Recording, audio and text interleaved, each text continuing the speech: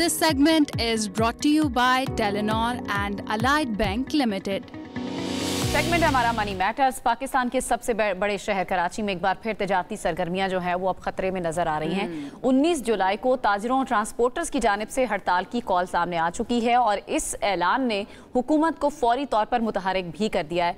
वजीर आजम शहबाज शरीफ ने आला इख्तियाराती कमेटी कायम की है और जिसकी सरबराही वजीर आजम के मुशीर खास हारून अख्तर खान कर रहे हैं। तो हुकूमत काफ़ी मुतहरिक है कि किसी तरह ये जो हड़ताल है वो रुक जाए। बिल्कुल ऐसी एक कमेटी भी बनाई गई है। इस कमेटी को 1 माह में रिपोर्ट पेश करने की हिदायत की गई है ताकि तजारती तबके के जो तहफ़्फ़ुज़ात हैं उनको हल भी किया जा सके और फिर एक बेहतर तरीक़ेकार जो है वो बनाया जा सके कि किस तरह से टैक्स करना है। अब सवाल ये है कि जब भी टैक्स का मामला आता है या फिर नए टैक्स लगाने की बात आती है तो फिर ये ताजे बिरादरी जो है वो इस तरह से ऐलानात क्यों कर देती है और क्या वाकई में सिर्फ टैक्स एक मामला है जिसकी वजह से वो एहतजाज करें या और भी कोई रीजन है, ये जानने की कोशिश करते हैं। फरहान बुखारी साहब हमारे साथ मौजूद हैं। अस्सलाम वालेकुम, कैसे हैं आप? क्या सिर्फ टैक्स के मामलात हैं या फिर टैक्स लेने के तरीक़ाकार पर भी एतराज़ कर रही है ताजी बिरादरी? अगर आप पाकिस्तान की हालिया माशी तारीख़ देखें, इकनॉमिक हिस्ट्री देखें, पिछले 10 साल 15 साल 20 साल, हर बजट के बाद प्रोटेस्ट ये ताजरों से या स्मॉल बिजनेसेस से ये ज़रूर होता है। एक पैटर्न बन गया है, लोगों ने मजाक बना लिया और असल मसला ये है कि वो अपना हिसाब किताब नहीं देना चाहते।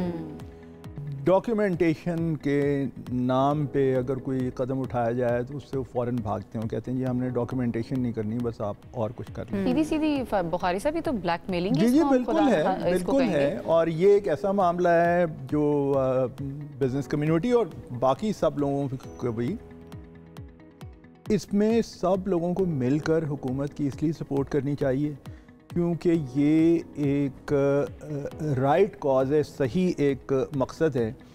और इसलिए सही है क्योंकि पाकिस्तान में 3% से कम आबादी है लोगों की जो कि टैक्स देते हैं, इनकम टैक्स देते हैं। उसमें हम 3 भी होंगे, उसमें और भी कई लोग होंगे क्योंकि सैलरीड इंडिविजुअल्स हैं, सब के सब उसमें फंसे हुए। जब तक कि ये निज़ाम बेहतर नहीं होगा, ये 3 को आप 10, 12, 15 तक नहीं लेके जाएंगे, तब तक वो 3% क्लास तो कहीं ना कहीं फिर भी टैक्स दे रही है ना। मसला तो ताजरों का है, वहाँ से टैक्स कैसे निकालना, ऐसा लगता दे रही है। और गवर्नमेंट भी तो ब्लैकमेल हो जाती है, ब्लैकमेलिंग की जो बात नहीं होना चाहिए, वो हो जाती है ना। उसका रीज़न क्या है?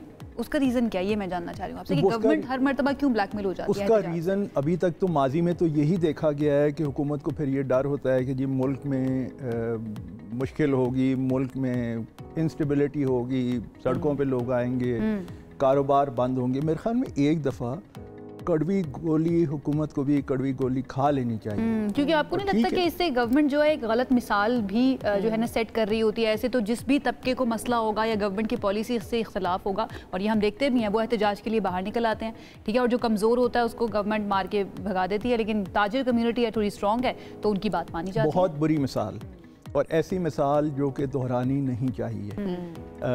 ऐसी मिसाल जिससे इस साल हुकूमत को बिल्कुल ब्रेक करने की ज़रूरत है, उससे हटने की ज़रूरत है।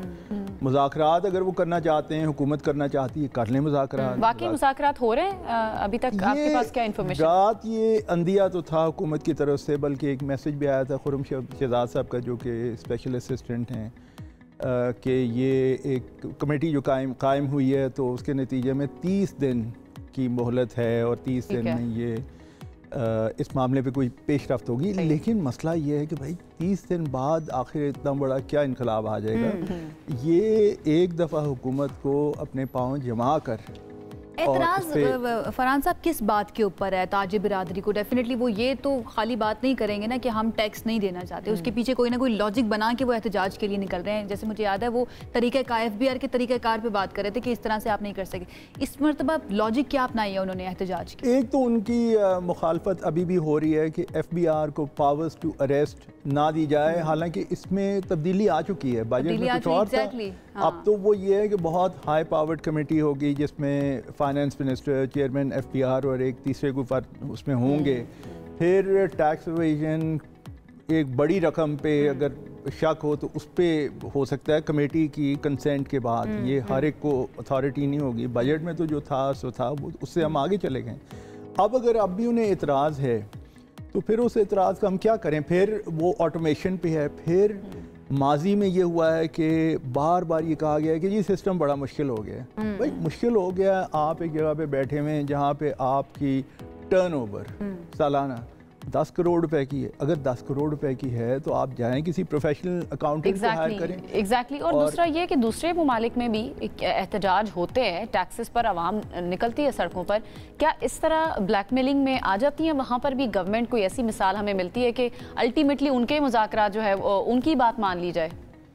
जिन ममालिक में टैक्स कलेक्शन का निज़ाम बेहतर है और हमारे से ज़्यादा टैक्स कलेक्शन होती है, वहाँ पे इस किस्म के बार बार के प्रोटेस्ट और हड़तालें ये नहीं होती। ये होता है ज़रूर, और ये मैंने यूके में भी देखा है कि वहाँ की जो बिज़नेस बॉडीज़ हैं वो कभी किसी चीज़ पे एतराज़ करती हैं। ये हो चुका है और ममालिक में हो चुका है मगरबी दुनिया में, लेकिन वहाँ पे ये नहीं होता कि पहली रिस्पॉन्स ये हड़ताल।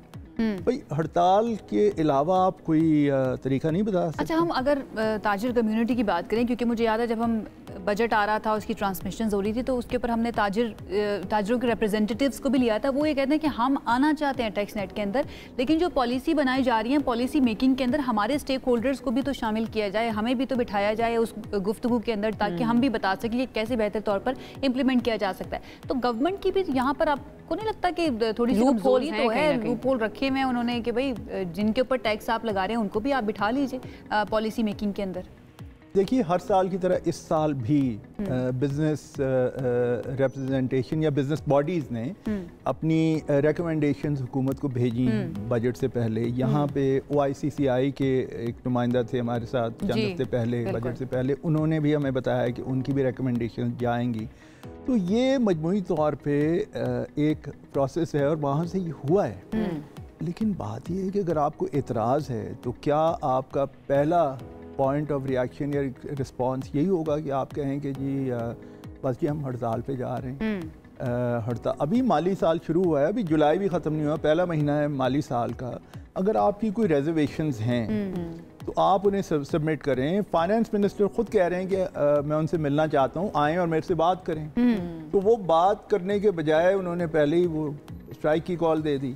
अच्छा, इस तरह तो नहीं चल सकता। अच्छा, पॉलिसी मेकिंग के बाद जब आप कहते हैं कि बात करने के लिए तैयार हैं, तो उसके ऊपर तो डेफिनेटली हम भी बात कर सकते हैं कि जिस वक्त पॉलिसी बनाई जा रही थी तब भी तो बिठाया जा सकता था।